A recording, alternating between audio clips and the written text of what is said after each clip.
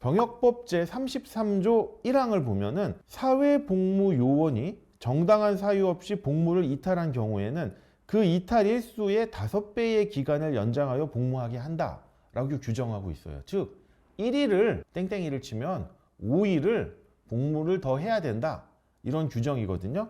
그런데 단서가 있습니다. 다만 병역법 제89조의 2 제1호에 해당하는 사람의 경우에는 복무기간을 연장하지 아니한다. 아니, 복무기간을 연장하지 않는다니 이게 뭘까?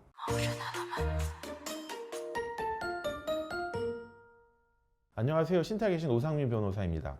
이번 영상은요, 송민호 논란으로 살펴본 사회복무요원의 부실복무 문제에 대해서 살펴보겠습니다. 여러분, 이제 헌법상 국방의 의무는 남자와 여자 구분 없이 모든 국민이 부담합니다. 그런데 여러분들 이렇게 알고 있을 거예요. 병역법상 병역의 의무는 남성만이 부담합니다 라고 알고 있는데요, 실은 병역법을 살펴보아도요, 병역법 제1조는 이 법은 대한민국 국민의 병역 의무에 관하여 규정함을 목적으로 한다라고 해서 병역법상의 병역 의무도 남자와 여자 구분 없이 모든 국민이 부담합니다. 그런데 병역법에 보면 남성은 18세부터 자신의 의사와 상관없이 강제적으로 병역준비역이라고 하는 것에 편입이 됩니다. 그리고 이 병역준비역에 포함된 사람은요, 19세에 강제적으로 자신의 의사와 상관없이 병역판정검사, 일명 이제 신체검사라고 하죠,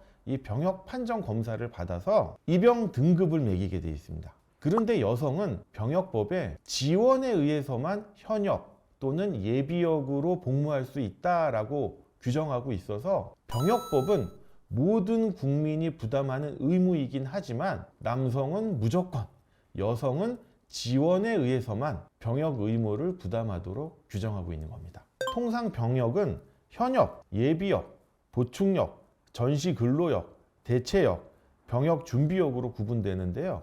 병역준비역은 아까 말씀드린 대로 만 18세 이상으로 신체 검사를 받아가지고 병역 의무를 이행하는 자인데 아직 병역 의무를 이행하지 않은 자예요. 즉 대기 중에 있는 자죠. 그 다음에 보충역이 이 송민호 씨와 같은 사회복무요원을 의미합니다. 그리고 전시근로역은 뭐냐면 평상시에는 병역 의무를 이행하지 않다가 전시와 같이 긴급한 상황일 때 지원 업무로 나가게 되시는 분들이에요. 이런 분들이 전시에 포로 수용소를 경비한다든가 아니면 군수 문자를 수송한다든가 이런 업무에 동원되시는 분들이에요. 그 다음에 대체역은 뭐냐면 대표적으로 여호와의 증인과 같이, 그게 종교상의 이유든 또는 본인의 양심상의 이유든 집총 거부를 하는 사람들이 대체 복무를 하는 경우에 대체역으로 구분이 됩니다. 그러면 이러한 사회복무요원에 대한 복무 의무에 대해서 병역법은 어떻게 규정하고 있냐면 제33조에서 규정을 하고 있는데요. 지금 송민호 씨가 부실복무 논란이 일고 있는데 현재 경찰에 고발장까지 접수된 상태라고 알려져 있습니다. 부실복무를 했는지 안 했는지 여부에 대해서는 현재 경찰 수사가 진행 중이기 때문에 경찰 수사 결과가 나와야지만 알 수 있습니다. 그렇기 때문에 본 영상에서는요, 송민호 씨가 부실복무를 했다라는 전제하에서 설명을 드리는 것이 아니라 송민호 씨와 같은 사회복무요원이 부실복무를 했을 때 어떠한 처벌과 징계를 받는지에 대해서 통상적으로 설명을 드리도록 하겠습니다. 일단 병역법은요, 33조에서 사회복무요원의 복무 의무를 규율하고 있습니다. 다음과 같이 표가 올라갈 텐데요. 제가 한번 규정을 보면 사회복무요원은 병역법 제31조의 4에 따라서 사회복무요원은 직무상 명령을 준수하고 성실하게 그 직무를 수행하여야 한다 라고 규정하고 있습니다. 왜 이런 규정이 있을까요? 군대에서는 소위 땡땡이를 칠 수 없잖아요. 근데 사회복무요원들은 관리도 좀 느슨하고 땡땡이를 치려면 얼마든지 칠 수 있기 때문에 대놓고 사회복무요원의 성실 의무라는 규정이 병역법 제31조의 4에 규정되어 있는 겁니다. 그런데 이렇게 사회복무요원이 성실 의무를 이행하지 않을 경우 어떻게 처벌되느냐? 병역법 제33조 1항을 보면은 사회복무요원이 정당한 사유 없이 복무를 이탈한 경우에는 그 이탈 일수의 5배의 기간을 연장하여 복무하게 한다 라고 규정하고 있어요. 즉 1일을 땡땡이를 치면 5일을 복무를 더 해야 된다. 이런 규정이거든요.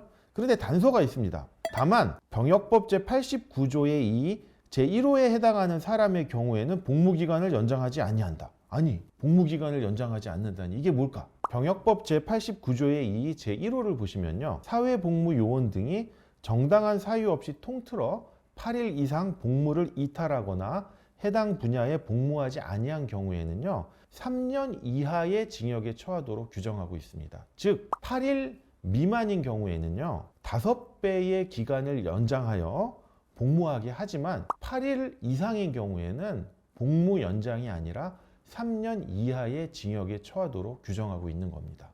그렇기 때문에 사회복무요원이 8일 이상 복무를 이탈하면 3년 이하의 징역에 처할 수 있는 것입니다. 그 다음에는 병역법 제33조 제2항을 살펴보겠습니다. 병역법 제33조 제2항도 사회복무요원의 연장복무에 대해서 규정하고 있는데 사회복무요원이 다음 각 호의 어느 하나에 해당하는 경우에는 경고처분하되 경고처분 횟수가 더하여질 때마다 5일을 연장하여 복무하게 한다. 다만 제89조의 3 각 호의 어느 하나에 해당하는 사람의 경우에는 복무 기간을 연장하지 아니한다라고 규정하고 있습니다. 즉 앞서 병역법 제33조 제1항 본문과 단서의 규정을 참조한다면 아마도 경고처분 횟수가 더하여질 때마다 5일을 연장하여 복무하게 하지만 병역법 제89조의 3 각 호의 어느 하나에 해당할 경우에는 복무기간 연장이 아닌 징역형을 규정하고 있는 것을 예상할 수 있습니다. 병역법 제33조 제2항 제4호는요. 복무와 관련하여 영리행위를 하거나 복무기간의 장애 허가 없이 다른 직무를 겸하는 행위를 한 경우 이 경우에 경고처분을 하고요. 경고처분 횟수가 더하여질 때마다 5일을 연장하여 복무하는 겁니다. 제7호를 보겠습니다. 정당한 사유 없이 맡은 임무를 수행하지 아니하거나 지연하게 하는 등 대통령령으로 정하는 사유에 해당하는 경우 그럼 대통령령이 어떻게 규정하고 있는지 한번 살펴보겠습니다. 대통령령으로 정하는 사유에 해당하는 경우란 다음 각 호의 어느 하나에 해당하는 경우를 말한다 라고 해서 1호 정당한 사유 없이 일과 시작 시간 후에 출근한 경우 딱 송민호 씨가 논란이 일고 있는 그 상황에 해당하죠. 그 다음에 2호 허가 없이 무단으로 조퇴하거나 근무지를 이탈한 경우 이것도 송민호 씨에게 논란이 되고 있는 사유에 해당합니다. 물론 송민호 씨가 이런 행위를 했다는 것이 아니라 이런 행위를 했는지는 수사 결과를 통해서 확인되어야 하지만